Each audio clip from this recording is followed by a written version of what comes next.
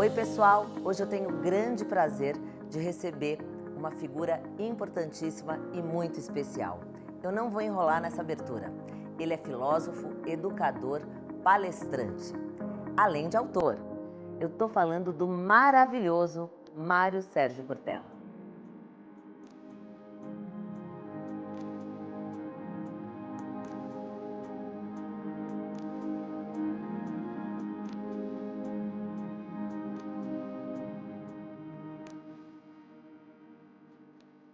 Oi, grande professor Cortella. Que bom. Que prazer ter Que você bom. aqui com a gente. Você sabe que a ideia de grande, ela sempre é um afago e ela tem a ver com a minha área.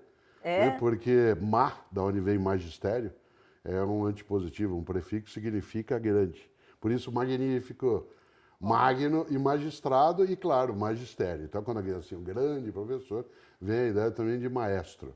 Uma das coisas que a gente gosta na minha área é contar para as pessoas coisas que elas não precisam saber. Mas eu adorei saber. E eu tenho certeza que todo mundo aqui também. Que bom. Seja muito bem-vindo. Obrigado. Estou muito feliz de você ter aceitado esse convite. E vamos bater um papo. Você comanda. Antes de entrar no tema propriamente dito, assim, do programa de hoje, eu tenho uma curiosidade sobre sua vida. Ainda muito jovem, você foi monge. Eu nasci em Londrina, no norte do Paraná, e me mudei para São Paulo, onde eu estou até hoje. Eu tinha 13 anos quando mudei para São Paulo. Minha família tem uma tradição católica, uma formação, e eu vivi num ambiente onde havia a prática, e a frequência, a religião no dia a dia. Quando eu tinha 17 para 18 anos, eu achei que eu precisaria entender melhor essa questão. Eu entrei na universidade, fiz vestibular para fazer filosofia, e falei, eu vou mergulhar nessa questão religiosa, e entrei num convento da Ordem Carmelitana Descalça, uma ordem de clausura, e vivi enquanto eu estava na universidade, eu fazia também a atividade dentro da clausura. Então, quando eu terminei, 3 anos após, na clausura, eu imaginei que não era aquela rota que eu queria seguir. Ela tinha uma vivência magnífica para o meu dia a dia, mas meu modo de ter presença na vida ia ser mais na comunicação, no magistério, e eu acabei deixando essa atividade. Mas eu tinha 18, 19, 20 anos de idade. Uau. Magnífico, maravilhoso. E aí seguiu para o rumo da Fui para a universidade, na qual eu fiquei, e nela estou. Eu sou professor há 48 anos, eu comecei a dar aulas, eu estava ainda na universidade, e o magistério acabou sendo meu modo de ser, não só a minha profissão. E me diz uma coisa, para você, Cristo foi um grande filósofo da humanidade? A gente costuma fazer uma distinção dentro da minha área, porque eu sou da área de ciências da religião. Se eu fosse teólogo, um teólogo diria, porque Cristo foi sim uma grande pessoa. Ele usaria a palavra Cristo, que é um termo religioso. Alguém que fala Cristo tem uma demonstração de fé. Alguém que lida com ciência da religião, como é o meu caso, independentemente da fé, diria, como eu vou dizer, Jesus de Nazaré. Isto é, essa distinção entre a pessoa histórica, Jesus de Nazaré, e a figura religiosa, Cristo, que para quem tem crença são a mesma, e para quem quer lidar de modo não crente, são duas circunstâncias, e eu não teria dúvida que Jesus de Nazaré é uma personagem magnífica da história, com ensinamentos maravilhosos, com coisas que independem se você e eu temos religião, porque religião é uma coisa que cada pessoa decide se tem ou não. As pessoas que chamam Jesus de Nazaré, de Jesus Cristo, portanto, colocam ali uma marca de crença, elas têm sim, em Jesus Cristo, um exemplo para a sua trajetória. No entanto, nós não podemos esquecer que mesmo que a pessoa não tenha o exercício da religião no dia a dia, nem tenha essa prática, ainda assim, Jesus de Nazaré é uma figura absolutamente inspiradora, marcante pela sua capacidade de acolhimento, as falas que foi capaz de colocar, coisas que encantam há séculos e que precisam encantar. É uma pena quando algumas pessoas, em nome da ausência de uma religião ou de uma religião diversa daquela que é o cristianismo, perdem esses ensinamentos, porque toda pessoa, seja quem for, que prega a ideia de fraternidade, de paz, de harmonia, tem que ser acolhida, e tem que prestar atenção nessa pessoa. Por isso, voltando ao que você disse, claro, Jesus de Nazaré é maravilhoso. E para quem entende como Jesus Cristo, fica mais maravilhoso ainda. Agora, indo para o nosso tema aqui de hoje, que é sobre a pandemia e o que ela causou e como nos deixou. Eu queria que você falasse um pouquinho sobre o seu livro, Quem Sabe Faz a Hora. Pois é, logo no início da pandemia, havia uma preocupação de se entender melhor o que estava acontecendo conosco, mulheres e homens, numa humanidade arrogante que se imaginava invulnerável. Né? Até março de 2020, nós imaginávamos que éramos inatingíveis, que talvez no máximo algo que nos pegasse viria do espaço, um asteroide, um meteoro, preparamos até tecnologia, né, de enfrentamento. E aquilo que nos ameaçou e ainda ameaça veio do nosso meio, do nosso cotidiano, do nosso modo de presença no planeta, na casa comum que é a Terra. E o mais forte dentro disso é que se imaginava que nós tínhamos encontrado naquele momento uma situação agoniante, como foi, né, que era de fato desesperadora, como foi em vários momentos, mas que só haveria uma possibilidade de ultrapassá-la, que era a cooperação, a colaboração e, acima de tudo, o senso de oportunidade. E daí que eu peguei, né, depois de 2020 vivenciado, né, peguei em 2021 e me dediquei a produzir uma reflexão a partir de uma frase latina maravilhosa, que aparece um pouco nas obras, né, de Hesíodo, né, de um lado, de maneira referente, e muito mais em Ovídio, que é o aproveitar o momento, isto é, a ideia de que a sorte segue a coragem de um lado, e no outro lado, quem sabe faz a hora. Essa expressão latina antiga tinha sido muito bem trabalhada, né, um dia pelo grande Geraldo Vandré, na sua música de 1966, para não dizer que não falei das flores, e que trouxe essa frase. Né? Aliás, ele completou, quem sabe faz a hora, não espera acontecer. Mas eu peguei só a primeira parte, né, da frase latina e fiquei mais, né, com essa percepção, que é a noção de algo que nos exige iniciativa, protagonismo. Nós não podemos ficar, como ficamos num determinado momento, em 2020, aterradas, em estado de perplexidade. Se o susto é grande, como foi, o próximo passo é iniciar o enfrentamento. Então a regra era um pouco remando e jogando água, né, nadando e tentando manter a cabeça fora d'água, como a humanidade teve de fazer. Mais uma vez se mostra o quanto que cooperar é algo que faz com que a gente ultrapasse o que parece invencível. E não o era. No entanto, é uma lição. A gente nem sempre aprende com a dor. Né? O pior modo de aprender é pela dor, mas pior do que aprender pela dor é com ela nada aprender. Né? E, portanto, se há lições a serem tiradas, é bom que a gente continue prestando atenção para não desabar novamente dentro do poço da arrogância. E você acha que, nesse momento, o ser humano, você acredita que ele tem uma capacidade de adaptação? Nós somos um ser capaz de mexer naquilo que está à nossa volta. Né? Nós enfrentamos o mundo que está conosco, à nossa volta, de modo a que a gente a ele sobreviva. Né? Ao contrário até de boa parte dos outros animais que se adaptam, né, ao meio e quando não conseguem perecem, a gente altera o meio. E não altera de modo automático, como fazem, né, algumas espécies. A gente é capaz de intervir, né, na realidade e moldá-la, né, um pouco ao nosso modo necessário. Né? Haja vista que se nós não fôssemos um ser capaz disso fazer, nós seríamos, digamos, 10 milhões de indivíduos no planeta inteiro, né, que seriam onde poderíamos viver sem mexer no mundo, completamente adaptados à parte físico-biológica. No entanto, né, nós somos bilhões. Né, isso significa que a nossa força, né, de mexer ela é muito forte. Por outro lado, claro, né, essa força não é imbatível. Ela precisa ficar o tempo todo mais alerta em relação a nós.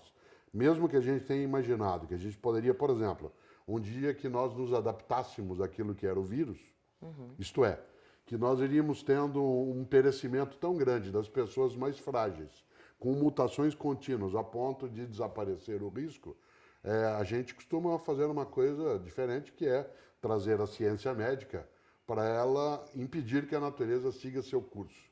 Né? A ciência, de alguma maneira, ela é antinatural, não como contrária à natureza, mas como maneira de recusa. Por exemplo, nós não somos um animal que, por natureza, voaríamos, mas nós voamos. Né? Nós não somos um animal que teria mais força do que o nosso corpo contém, mas a gente faz ferramentas, né? Portanto, nós somos capazes de ultrapassar a natureza. E a medicina, que é uma das partes da ciência, ela é um enfrentamento da natureza. O curso da natureza com uma pandemia seria a mortandade numa escala muito superior à que nós quisemos, né? E que nós tivemos no dia a dia. É claro que o que a ciência fez, basta.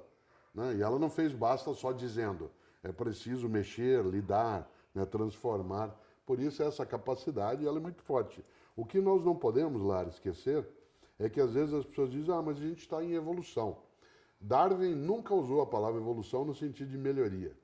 Darwin usou a palavra evolução no sentido original que ela tem no grego antigo, que é mudança.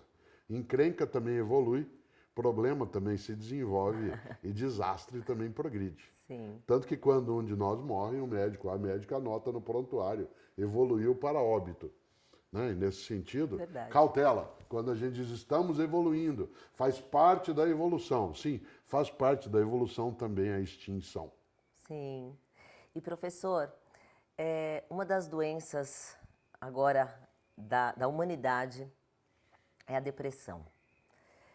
Eu queria saber se esse mundo super tecnológico para essa nova geração, que já nasce com o dedinho ali, né? Se isso ajuda a aumentar o índice de depressão, principalmente nos jovens. Eu não tenho conhecimento para falar da depressão como transtorno, né, como patologia, porque não é minha área de atividade. Mas olhando, né, a minha volta, o que eu vejo é que a depressão, como uma estrutura, uma consequência multifatorial, né, que não tem um caminho único de base químico, biológico, mas que tem esse componente também, tem algumas situações que favorecem, né, que esse tipo de transtorno ele possa vir à tona, né, facilitado por, primeiro, uma dificuldade de convivência no nosso cotidiano e uma rarefação, uma diminuição cada vez mais forte, né, do nosso modo de ligar com a realidade. Por exemplo, nós utilizamos muito aquilo que é o abstrato ou virtual como sendo referência, né? A nossa conexão com, digamos, um prato belíssimo de comida, ou se eu olho, né, um bolo, né, ou um pão de queijo, num determinado momento, você e eu nos aproximaríamos disso para pegar o aroma. Hoje, talvez se aproxime para tirar uma foto, isto é, para virtualizá-lo, para transformar átomos em bits. Essa transformação de átomos em bits que se dá, por exemplo, também na comunicação.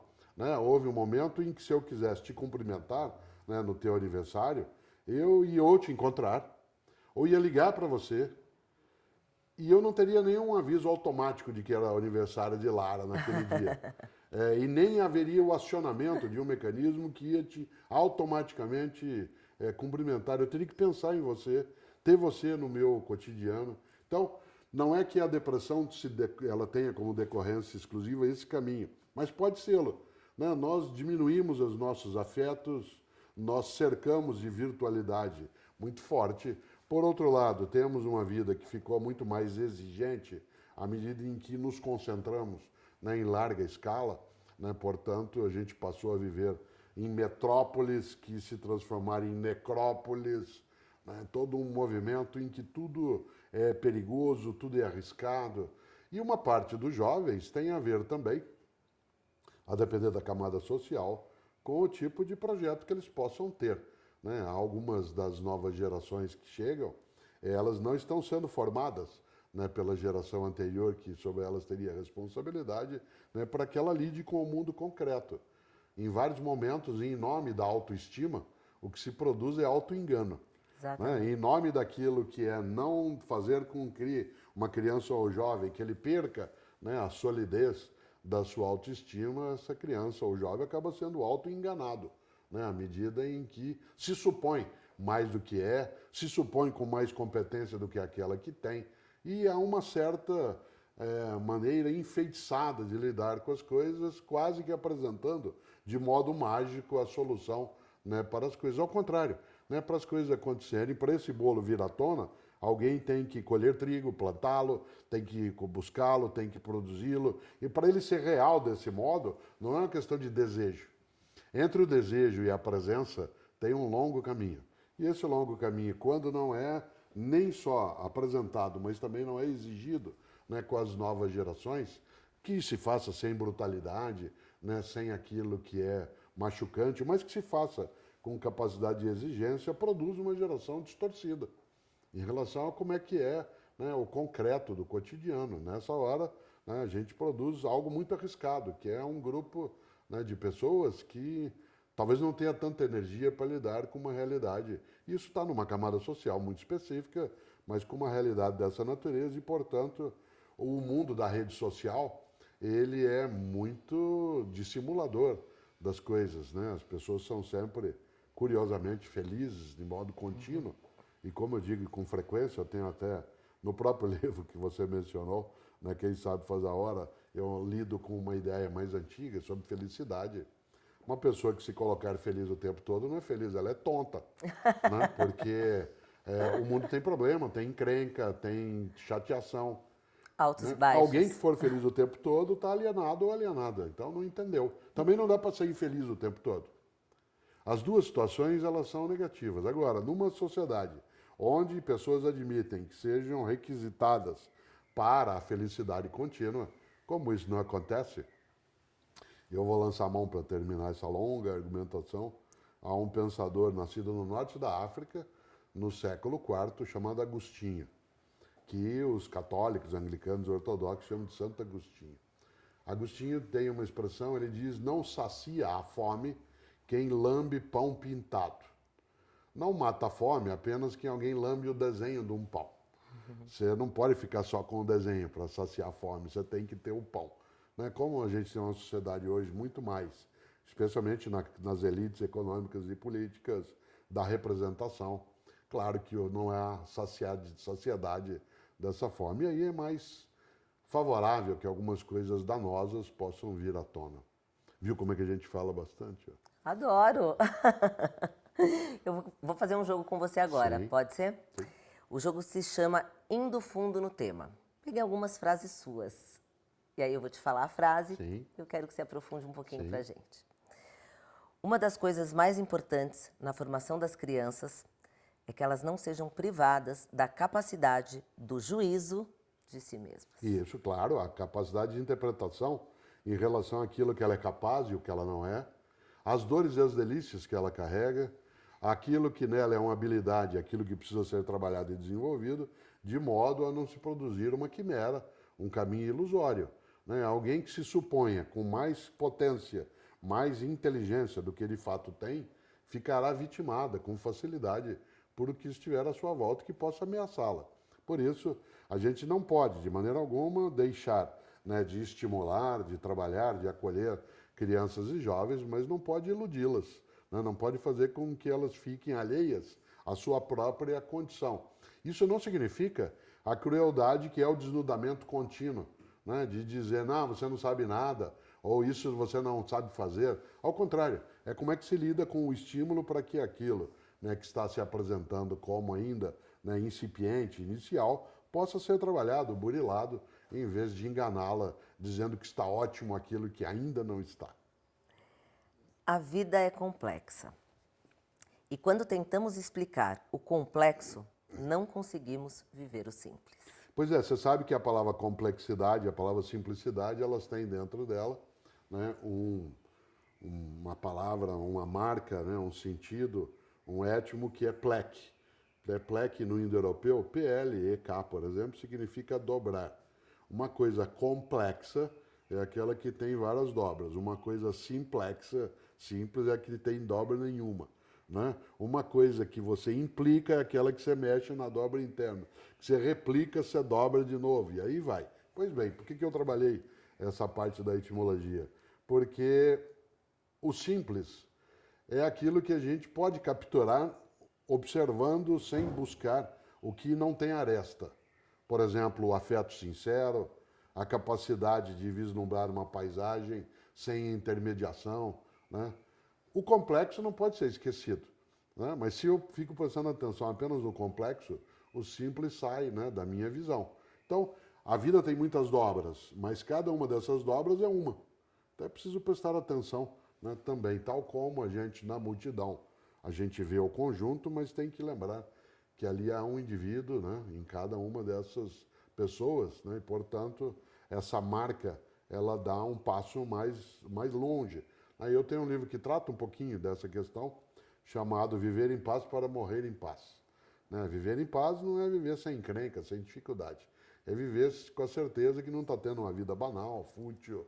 E ali a gente trata um pouco exatamente desta ideia, né, de que a gente tem que prestar atenção naquilo que é simples, sem esquecer que o complexo existe. Sim, e puxando um ganchinho aí antes da última frase, você acha que tem gente que para cada solução arruma um problema? Há várias pessoas, tem pessoas na vida que parece que andam por aí, e eu sempre gosto dessas pessoas, ficticiamente, simbolicamente, com aquele colete escrito nas costas, posso ajudar. Eu gosto de gente assim. Né? Não precisa ela estar com o colete, ela se apresenta para os outros desse modo. E parece que algumas pessoas gostam de andar com um colete escrito posso atrapalhar. Né? Sim. Ora, essas pessoas, elas eventualmente podem nos fazer mal, mas nem sempre. Porque pessoas que encontram problemas em local onde haja uma solução, elas podem estar colaborando para a inovação, né? Para que a gente não fique acomodado ou acomodada, né, dentro de uma situação.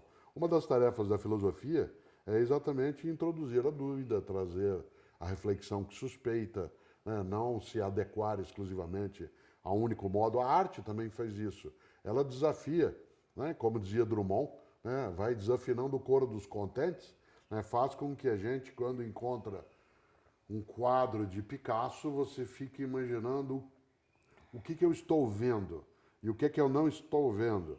Né? Isso significa que a arte, a filosofia, elas ajudam um pouco a complicar. Né? E essa complicação nem sempre ela é negativa. Ela pode também colaborar para que a gente não fique mornamente colocado na vida. Né? E essas pessoas que atrapalham, você acha que muito ajuda quem não atrapalha? Bastante, mas é pessoas que têm como um dos seus exercícios, em vez de viver a própria vida, né, imiscuir-se na vida alheia de modo incorreto. Porque existe um modo bom de se meter na vida alheia, que é a pessoa que ajuda, que cuida, que ampara, né, que é solidária.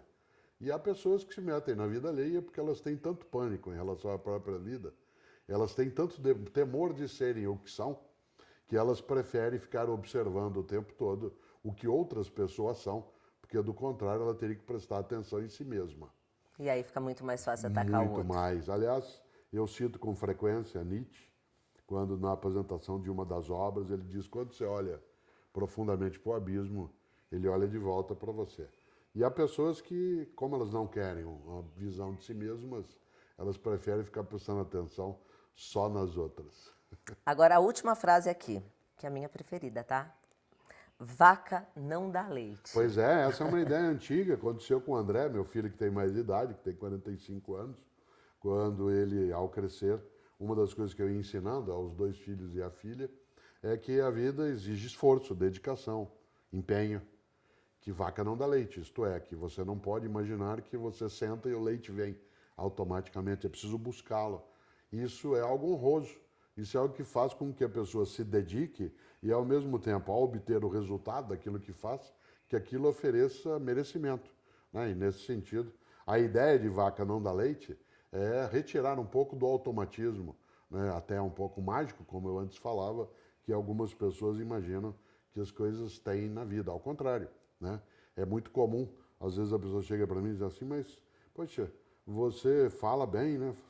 Você tem o dom da palavra. Eu digo: agradeço o elogio, mas dom é uma coisa automática, que você está sentado, ele cai dentro de você. Ao contrário, né? Eu sou professor há décadas, eu tenho que ler, tenho que estudar, eu já errei, eu volto, eu erro de novo, eu retomo o caminho. Isto é, há um esforço, né? Não é uma questão de mérito automático, ele é a partir da dedicação. Não caiu do Por céu, isso, né? não. É claro que eu fui abençoado por várias coisas, mas algumas delas eu tive que ir buscar, né? Exatamente. Por isso, o título do outro livro que eu mencionei, que é A Sorte Segue a Coragem. Professor, voltando para o tema nosso aqui da pandemia, durante a pandemia houveram muitos divórcios. Você acha que já isso aí atrapalhou o que já era ruim? Ou começou a ficar ruim por causa da pandemia e tiveram que se enxergar ali? Os dois movimentos. Né? Eu não tenho familiaridade com o tema no dia a dia, não é meu campo, mas ao observar, porque eu também sou casado, né? Porque também vivi um tempo, né, de proximidade maior, as pessoas nem sempre se conhecem e se dão, muitas vezes, a condição de não se encontrarem porque não tem tanta proximidade já no dia a dia. Em muitas situações, a separação, a ruptura, ela se deu porque não se fez um acordo em relação à convivência. Né? Eu digo sempre que a única maneira de você estar, né, junto numa relação, ainda mais quando ela tem em volta uma chuva forte, é como duas pessoas sob um único guarda-chuva. Né? Um casal, seja ele qual for, precisa se grudar como duas pessoas num só guarda-chuva ou sombrinha sob a chuva. Você tem que primeiro acertar o passo na caminhada. Segundo, vez ou outra, um dos dois tem que decidir que vai se molhar mais, para que o outro se molhe menos. Terceiro, tem que ir alternando quem segura o guarda-chuva ou a sombrinha. Né? E essa proximidade, ela em alguns momentos, ela coloca a importância de nós nos darmos um tempo. Isto é, se você tem de ficar, como é o caso da pandemia, né? O tempo que Cláudio e eu ficamos fechados, trabalhando home office, né? Exigia que a gente se colocasse pelo menos 3 horas do nosso dia em que a gente não se encontrava, dentro da mesma casa. Isto é, em que cada um tinha o seu canto de modo combinado, o silêncio programado, a solidão buscada, né? De maneira que se pudesse, inclusive, lembrar que é uma questão de lei da física. Dois corpos muito próximos, né? Primeiro que eles não ocupam o mesmo espaço, segundo que eles produzem atrito. Né? E o número de rupturas durante a pandemia, ele se deu porque algumas pessoas descobriram que uma pessoa com a qual ela convive no dia a dia, quando muito próxima essa convivência, ela deixa de ser tão interessante. Né? E a segunda coisa é que não havia talvez tanta conexão, né? E bastou um tempo em que o encontro se deu para ele se transformar em colisão e não em encontro. E aí já era, né? Professor, você popularizou a filosofia aqui no Brasil. Eu queria saber o que é a filosofia para você. Olha, a filosofia ela é uma maneira de interpretar o mundo, não necessariamente de mexer no mundo, embora se possa fazê-lo e se deva fazê-lo. A filosofia ela é uma interrogação sobre o porquê. Ela não é uma ciência, né? Ela não é algo que se submeta à condição da experimentação, da prova. É um saber. É um saber que interroga para impedir que a nossa vida seja automática, robótica, alienada, em que a gente indaga para poder viver, né, de maneira mais nítida, mais consciente. Um grande pensador britânico, Bertrand Russell, um estupendo matemático, né, do século XX, ele dizia que a filosofia é a ciência dos resíduos. Isto é, mal um conhecimento se torna preciso numa área, no campo da física, da psicologia, da antropologia, né, da biologia, perde o nome de filosofia e ganha um nome específico. O que sobra é filosofia. Por exemplo, nós tivemos um desenvolvimento tecnológico estupendo no século XIX, século XX. Essa tecnologia, em vez de escantear a filosofia, a tornou mais necessária, porque todo o aparato tecnológico trouxe novas agonias, novas angústias, novas reflexões, e a filosofia entra nesse circuito. Você começou me perguntando um pouco sobre isso, né? Depois de falar da minha experiência. Isso significa, né, que a filosofia ela precisa ser colocada para mais pessoas, ela não pode ser simplória, né? De maneira alguma a minha intenção na divulgação, né, do pensamento filosófico é torná-lo banal, não é fazer com que, olha, é fácil entender Platão, Aristóteles, Heráclito, Hegel. Não, não é fácil. Não, mas você entende? Sim, entende. Se você se dedicar, estudar. Mas o que isso tem a ver com a tua vida? O que eu quis e ainda quero é gerar nas pessoas interesse, para que a filosofia não seja algo estranho, colocado num local longínquo, ao contrário. Mas ela, a filosofia, ela tem a finalidade de fazer com que a gente tenha uma vida um pouco mais consciente. A ciência é prática, ela é resolutiva, ela nos oferece rotas nítidas. A filosofia se pergunta se é esse caminho que a gente quer seguir, se é esse o único caminho, né? Se a gente tem caminho, né? Nesse sentido, ela se aproxima um pouco de alguns dos modos da arte. Professor, qual o filósofo, talvez não seja só um, que mais te inspirou e te inspira? Olha, eu tenho meu filósofo predileto, porque ele caminhou comigo e caminha, que é Descartes. Descartes, um filósofo francês, né, que faleceu no século XVII, nasceu no final do século XVI, um homem que construiu uma obra em torno de uma questão que sempre me atrai, que é a dúvida metódica. a dúvida metódica, não a dúvida pela dúvida, a dúvida largada, mas organizada, estruturada, aquela que é capaz de perguntar o que eu pergunto, por exemplo, nas minhas redes sociais, quando posto alguma coisa, é assim, será? Será? De maneira que se possa pensar melhor, cabeças mais livres, autônomas e, portanto, liberdade que permita uma ação mais consciente. Por isso Descartes, né? Descartes é um pensador. Eu tenho 47 livros publicados, mas o primeiro deles foi sobre Descartes. O livro se chama Descartes, a Paixão pela Razão, e é um livro que nem tem mais em plataforma papel, só em e-book. Né? Ele foi escrito em máquina de datilografia. Uau. Faz tempo, e portanto eu tenho sim. Com o Descartes da matemática, que quase todo mundo estudou um dia, com plano cartesiano, né, coordenadas, abscissas, eu fiquei com o Descartes da filosofia. Quando me mudei para São Paulo, no dia 27 de dezembro de 1967, com a família, eu me mudei para a Avenida Angélica, quase esquina com a Rua Lagoas, ao lado daquilo que na época era a Praça Buenos Aires, hoje é um parque, né? E assim que nós nos mudamos, no dia seguinte eu saí para caminhar, menino, 13 anos de idade, e fui até a esquina da Avenida Angélica, Rua Lagoas, onde havia uma banca de jornal que existe até hoje. E lá havia alguns livros antigos à venda, livros usados. Sim. Um deles era um livro do Descartes, O Discurso do Método, que eu comprei. Ali que se apaixonou já. Isso, né? Eu já estava estudando Descartes na escola por conta da matemática, mas na filosofia eu não tinha visto. Esse livro eu tenho comigo até hoje. Né? É um livro que Legal. Eu lembro da capa, de tudo, com ele. Mas acho que o filósofo mais importante na filosofia é Aristóteles. Né? Sem dúvida, talvez aquele que não tem como, né, nós lidarmos com a reflexão no Ocidente, depois de modo mais ampliado, sem Aristóteles. O próprio Descartes colocava um pé nas coisas de Platão, outros de Aristóteles.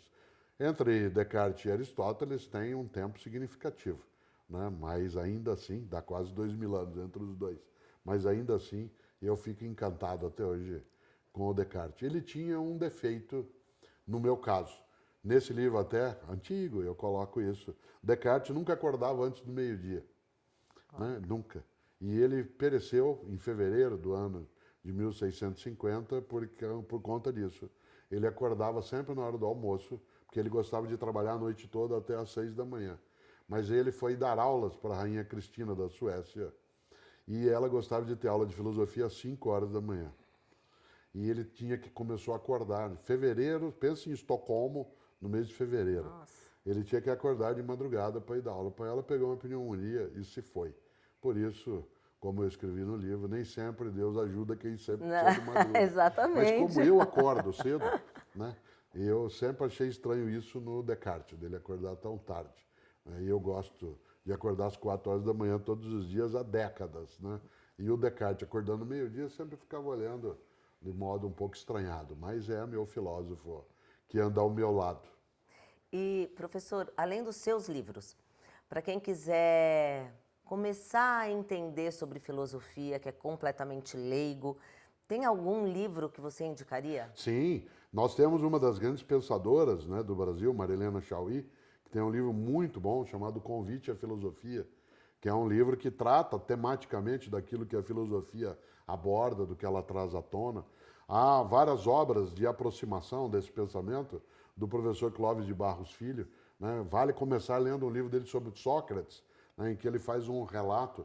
Aliás, o Clóvis tem vários cursos digitais, né, online, que se pode ter acesso no mundo digital, sobre a história do pensamento.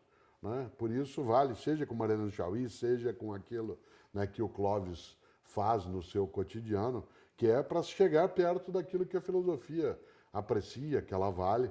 Né? E eu tenho um curso também online chamado Filosofia e Nós com Isso, mas ele não lida com a filosofia temática no sentido histórico, isto é, fazer um percurso do pensamento. Ele trabalha só com os conceitos mais gerais. Mas para aproximação, esse da Marilena Chaui, né, vale demais. Olha que nome bom, Convite à Filosofia. Convite à Filosofia. E qual é o seu curso online? Chama-se Filosofia e Nós com Isso. Filosofia e Nós com Isso.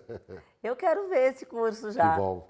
Foi um prazer te receber. Obrigado, viu? Que papo delicioso. Grato. Muito obrigada Grato. por ter aceitado esse convite. E eu tenho uma lembrancinha aqui, que é a da nossa querida Carla, chefe, que ela fez uma geleia de Que jabuticaba. delícia. Jabuticaba aqui do pé de casa. Olha só que coisa, hein? Como ela- dizem alguns, será deglutida. Com gosto. Ah, espero que você goste. Gostarei e apreciarei com alegria. Afinal de contas, a jabuticaba faz parte, né, do nosso imaginário. Eu, em Londrina, quando criança, tinha um pé de jabuticaba no fundo de casa. Olá, vai te remeter à Aproveitarei. infância. Obrigado. Obrigada. Grato. Eu estive aqui com o grande Cortella. Agradeço muito e não percam as próximas entrevistas.